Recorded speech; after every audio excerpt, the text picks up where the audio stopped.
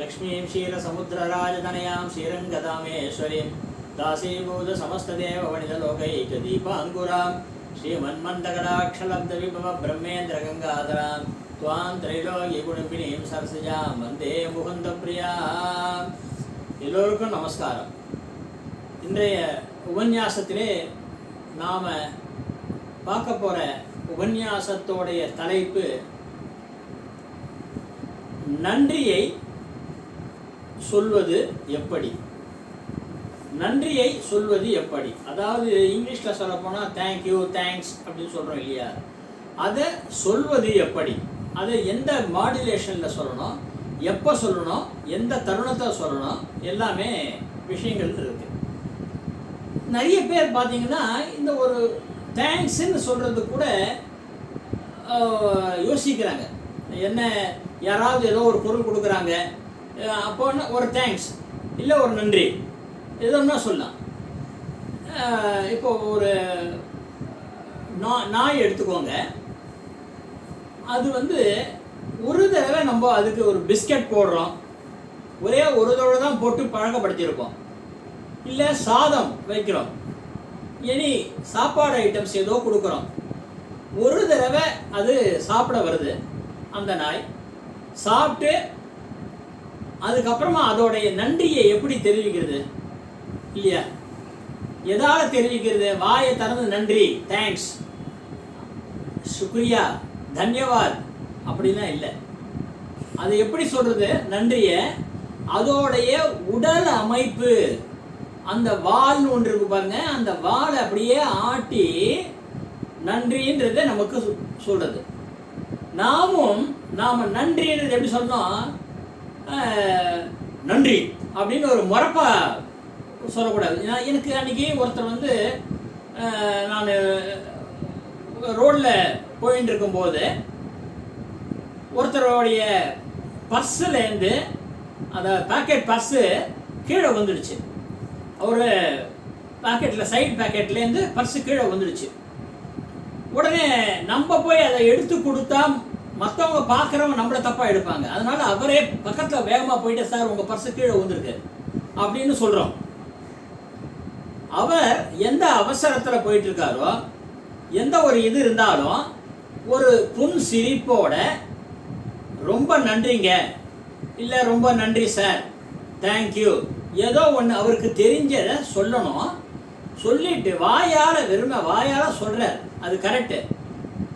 நமக்கு பகவான் 2 கையை கொடுத்துருக்கான். நன்றி.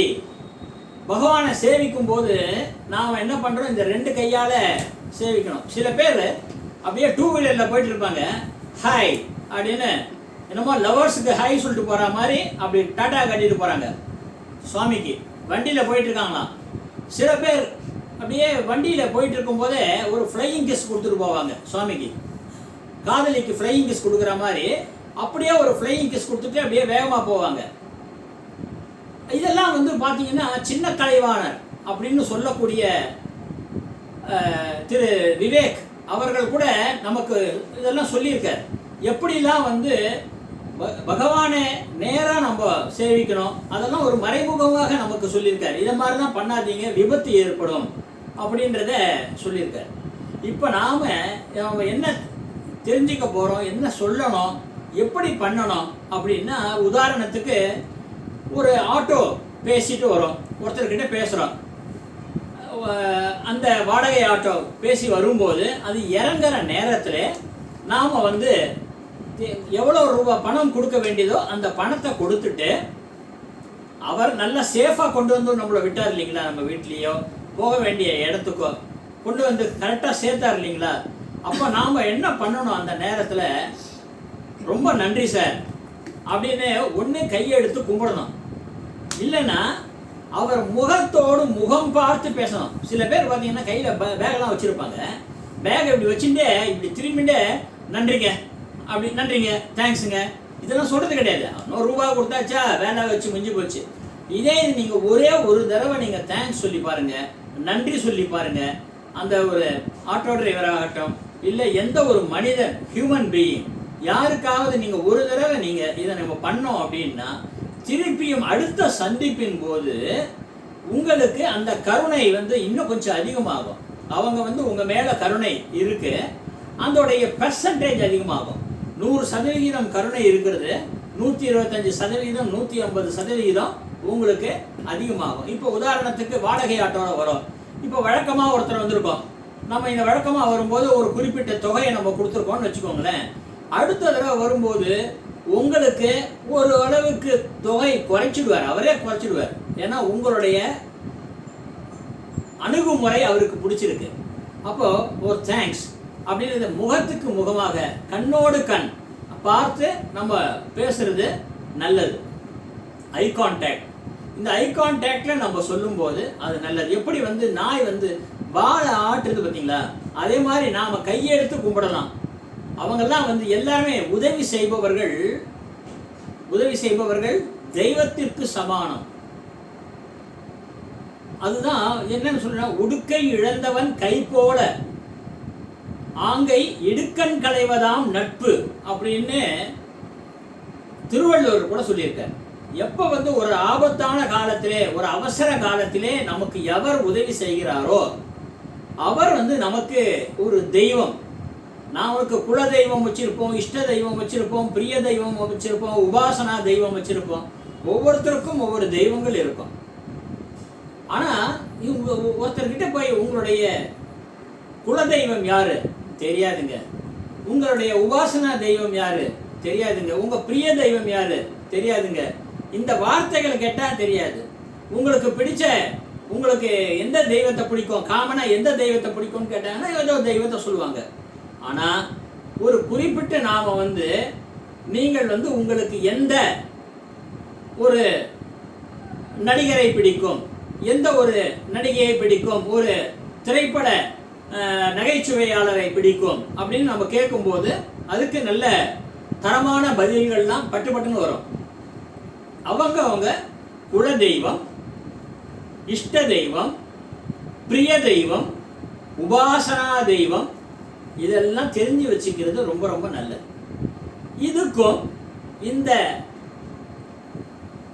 நட்புக்கும் என்ன, அதாவது நன்றி, இந்த நன்றிக்கும் தெய்வத்துக்கும் என்ன சம்பந்தம் அப்படின்னா, தெய்வம் இருப்பது எங்கே அப்படின்னு சொல்லி சமீபத்தில் கூட திருவேல் ஸ்ரீவத்சன் அவர்கள், செவ்வேல் ஸ்ரீவத்சன் அவர்கள் உங்களுக்கு ஒரு சொற்பொழிவு மாதிரி ஒரு பேச்சு கொடுத்துருப்பார். அதை கூட நீங்கள் கேட்கலாம். இன்னொரு தடவை நீங்கள் பார்க்காதவங்க பிளேலிஸ்ட்டில் போய் பாருங்கள். இந்த தெய்வம் இருப்பது எங்கே, தெய்வத்தை எங்கே பார்க்கலாம் அப்படின்னு ரொம்ப அருமையாக சொல்லியிருக்கார். அதை மாதிரி இங்கே இந்த தெய்வத்தை நாம் எங்கே பார்க்குறோம் அப்படின்னா, யார் யாரெல்லாம் நன்றி உணர்தல், நன்றி தேங்க்ஸ் அப்படின்றத சொல்கிறார்களோ அந்த இடத்திலே நாம் தெய்வத்தை பார்க்கலாம். அந்த இடத்திலே நாம் தெய்வத்தை பார்க்கலாம். சொல்றவரையும் தெய்வமாக அவர் பார்ப்பார், நமக்கு உதவி செய்தவரை தெய்வமாக நாமும் பார்ப்போம் அப்படின்னு சொல்லிட்டு இந்த நன்றி உணர்தல், நன்றி அறிதல், இதை எப்படி சொல்லணும் அப்படின்னா, மெதுவா பண்பா சிரித்த முகத்தோடு நாம நம்மளுடைய நன்றியை சொல்றது நல்லது. அப்ப நாம நன்றியை சொல்றோம் அப்படின்னும் போது அதை எந்த விதத்தில் சொல்லணும், எந்த விதத்தில் சொல்லணும் அப்படின்னு இருக்கு. அதாவது எல்லாருக்குமே வந்து எல்லா லாங்குவேஜும் தெரியுமா அப்படின்னா தெரியாதுன்னு சொல்லலாம். தெரிஞ்சிருக்கலாம், இருந்தாலும் நாம முடிஞ்ச வரையும் அந்தந்த இடத்தில் அவரவர்கள் பேசும் மொழியை, ஒரு தெலுங்குக்காரர் இருக்கார், ஒரு கன்னடக்காரர் இருக்கார், ஒரு மலையாளம்காரர் இருக்காருன்னா கூட அவங்க மொழியிலேயே நீங்க வந்து உங்களுடைய மொழியிலேயே நீங்கள் நன்றியை சொல்லுங்க, தப்பு இல்லை. நம்ம இங்கிலீஷ்ல தான் பேசணும், இங்கிலீஷ்ல தான் நன்றியை சொல்லணும்னு தேங்க்யூ அப்படின்னு சொல்றதுக்கும், உங்க லாங்குவேஜில் நீங்க சொல்லும்போது, உங்களுடைய மொழியிலேயே நீங்க பேசும்போது அவருக்கு அந்த மொழி பிடிக்கும். எல்லாருக்குமே அந்த மொழி பிடிக்கும்.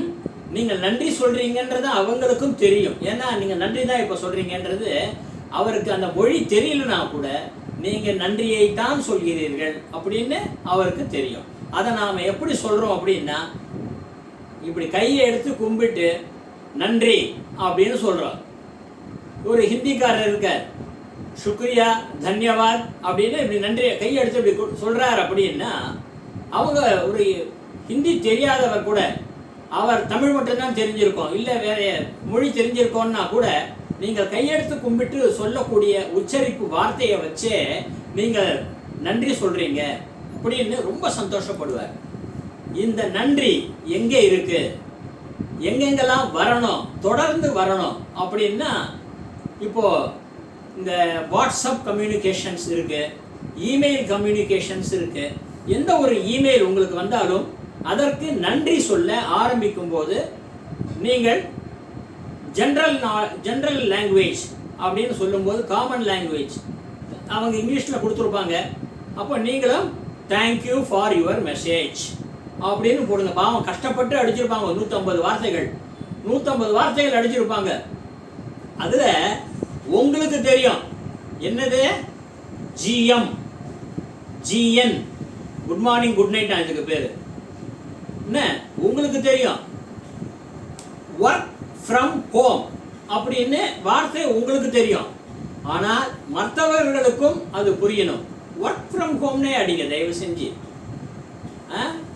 WFH அப்படின்னு அதே ஃபீல்டில் இருக்கிறவங்களுக்கு புரியும். இவர் வந்து ஒர்க் ஃப்ரம் ஹோம் போடுறாங்க அப்படின்னு.